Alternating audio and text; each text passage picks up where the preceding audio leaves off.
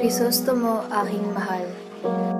Crisostomo, kitagal na nating di nagkikita. Matagal na ang ating paghihiwalay, aking iro. Ngunit nais kong ipaalam sa iyo.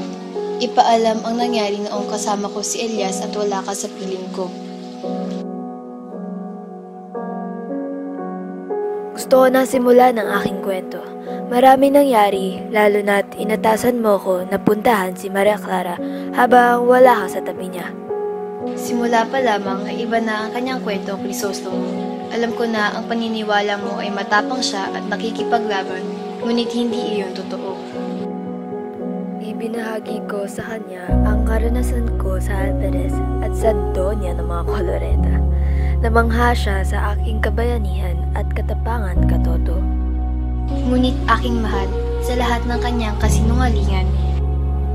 Pero Crisostomo, sa lahat ng tawa namin, ang mas masahol ay ang kanyang pakikitungo sa akin. alam ko na ikaw pa rin ang nasa kanyang isip. Ang iyong pinakamatalik na kaibigan ay nagtapat ng kanyang pagmamahal sa akin. Naiintindihan ko kung bakit mo siya iniibig, Crisostomo.